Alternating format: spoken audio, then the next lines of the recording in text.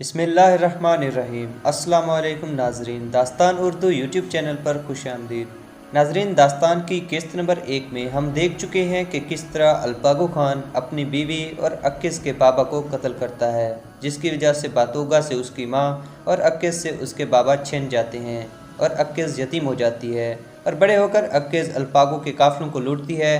اگر آپ نے قسط نمبر 1 کی کہانی نہیں دیکھی تو ڈسکرپشن میں آپ کو لنک مل جائے گی۔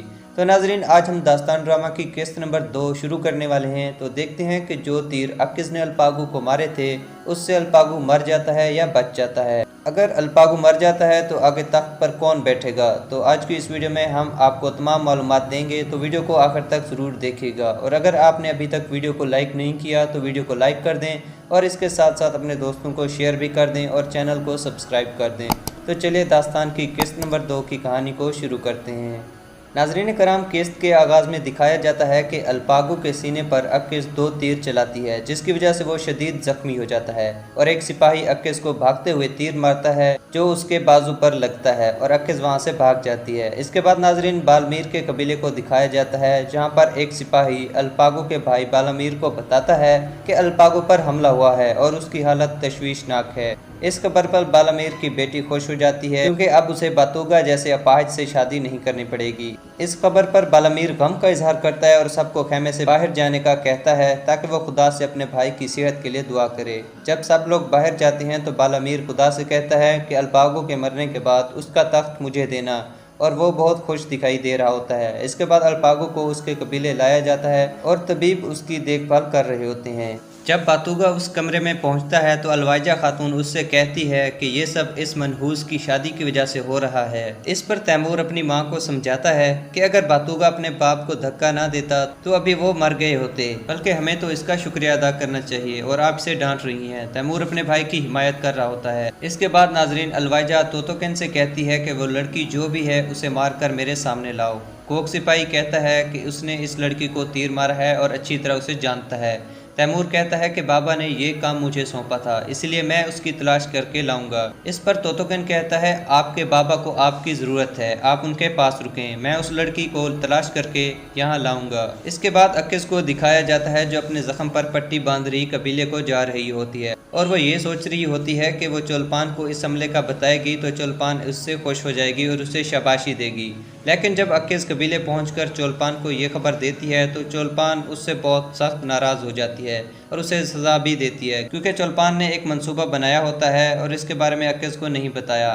اس کے بعد ناظرین کایا تیکن کو تخت والے کمرے میں دکھایا جاتا ہے اور کایا تخت پر بیٹھنے کا طریقہ سیکھ رہا ہوتا ہے۔ ادھر تیمور سپاہی سے پوچھتا ہے کہ کایا کو کہیں دیکھا ہے تو سپاہی ڈرتے ہوئے کہتا ہے کہ کایا تخت والے کمرے میں ہے۔ تیمور جب وہاں پہنچتا ہے تو کایا کو تخت کے قریب دیکھ کر کہتا ہے کہ ابھی بابا مرے نہیں اور تم تخت پر بیٹھنے کے خواب دیکھ رہے ہو۔ کایا کہتا ہے کہ میں یہ دیکھنے آیا ہوں کہ بابا کے بغیر یہ کمرہ کتنا خالی ہو گیا ہے، ابھی کل کی ہی بات ہے کہ ہم لوگ سب یہاں پر موجود تھے۔ تیمور کہتا ہے کہ ہمیں بابا کے قریب رہنا چاہیے جبکہ تم یہاں پھر رہے ہو۔ ناظرین کرام، اس کیس میں یہ تو پتہ چل گیا کہ تخت کی لالچ کایا اور بالامیر کو ہے، جبکہ تیمور صاف دل انسان ہے۔ آگے دکھایا جاتا ہے چولپان اپنے بابا کی قبر پر رو رہی ہوتی ہے، اور جیسا کہ ناظرین میں پہلے بتا چکا ہوں کہ توتوکن چولپان کا آدمی ہے، تو توتوکن وہاں پر پہنچ جاتا ہے اور کہتا ہے کہ وہ عکس کو لینے آیا ہے اور اسے الوائجہ کے سامنے لے جائے گا، اس میں داغ قبیلے کی بھلائی ہے۔ ادھر چولپان خاتون توتوکن کو ایک ترکیب بتاتی ہے تاکہ قبیلے والوں کو شک بھی نہ ہو اور توتوکن داغ کا حمایتی ہے اور کام بھی ہو جائے۔ چولپان خاتون اپنے ہی قبیلے پر حملہ کرواتی ہے اور عکس کی جگہ کسی اور لڑکی کو بازو پر تیر مار کر توتوکن کے ساتھ بھیج دیتی ہے۔ جب توتوکن داغ قبیلے پر حملہ کرتا ہے تو عکس اور اس کے ساتھیوں کو زخمی کر کے چھوڑ دیتا ہے اور قبیلے کی کچھ لڑکیوں کو قیدی بنا لیتا ہے، اور جو لڑکی اس کو چولپان دیتی ہے وہ اسے تیمور کے سامنے لے جاتا ہے اور کہتا ہے کہ 2 سروں والے بھیڑیے کا پنجہ یہ رہی لڑکی اور میں نے اسے مار دیا ہے۔ تو تیمور فوراً اس کے بازو کو دیکھتا ہے تو اسے تیر لگا ہوتا ہے اور وہ یہ سمجھتے ہیں کہ 2 سروں والا بھیڑیے کا پنجہ کہلانے والی لڑکی مر چکی ہے جس نے الپاگو پر حملہ کیا تھا۔ اس کے بعد توتوکن تیمور کو بتاتا ہے کہ اس نے داغ قبیلے پر حملہ کر کے کچھ لڑکیوں کو قیدی بنا لی ہے جو کل صبح پہنچ جائیں گی۔ ناظرین جب کل عکس اور اس کے ساتھ قیدی لڑکیاں گوگ قبیلے پہنچتی ہیں تو سپاہی جو عکس کو پہچانتا ہے عکس کو دیکھ لیتا ہے اور تیمور کے پاس لے جا رہا ہوتا ہے، تو باتوگا اسے دیکھ لیتا ہے اور سپاہی کے پیچھے پیچھے چلا جاتا ہے۔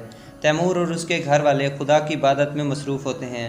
नाज़रीन, जैसा कि मैंने आपको पहले बता चुका हूँ कि तुर्क उस वक्त मुसलमान नहीं थे, तो अल्पागो और उसके घर वाले गोक टेंगरी से अल्पागो की जान की खातिर रस्म कर रहे होते हैं।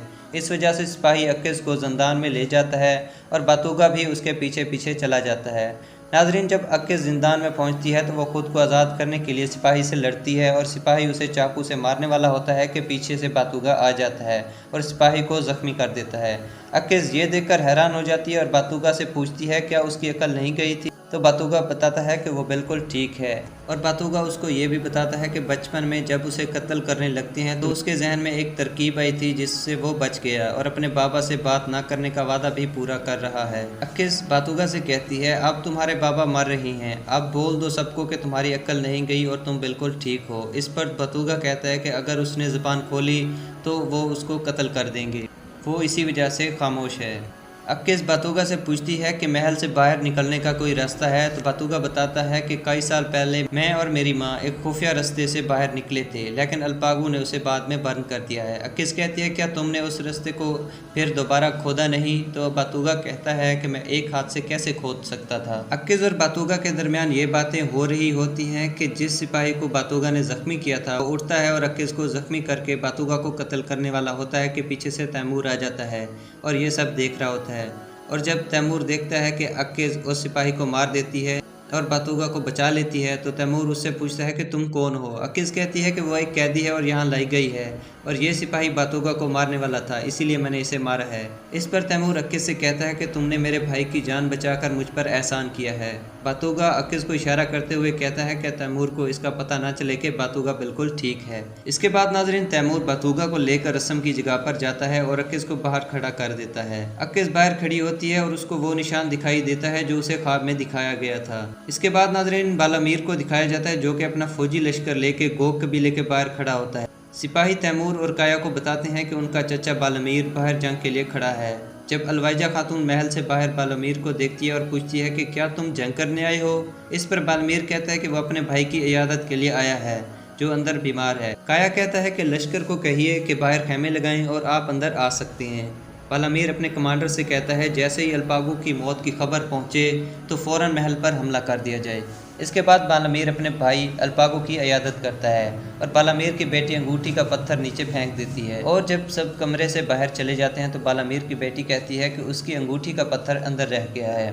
वो इसी बहाने से अंदर आती है और अल्पागू के ज़ख्म पर जहर लगा देती है। इसके बाद बालामीर की बेटी बातूगा को सब कुछ बताती है कि किस तरह उसने अल्पागू को जहर दिया है और किस तरह वो तख्त छीनेंगे। वो समझती है कि बातूगा की अकल नहीं। बातूगा ये सुनकर फ़ौरन अपने बाबा के पास पहुंच जाता है और ज़ख्म पर पानी फेंक देता है ताकि जहर ज़ख्म से दूर हो जाए, और वो ज़ख्म को साफ़ भी करता है और अपने बाबा से बातें शुरू कर देता है कि मैं अपनी माँ के मरने पर नहीं बोला था, अगर मेरे बाबा मरते हैं तो मैं बोलूँगा। और इस तरह बातूगा अल्पागू को जहर से बचा लेता है।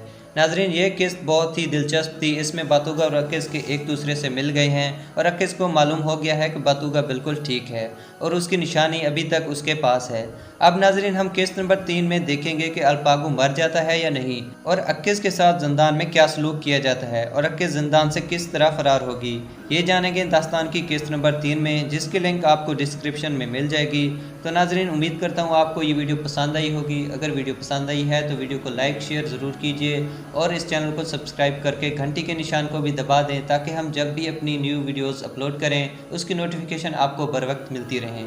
तो मैं मिलता हूँ किसी और वीडियो में, तब तक के लिए अपना रखिएगा बहुत सारा ख्याल। अल्लाह हाफिज़।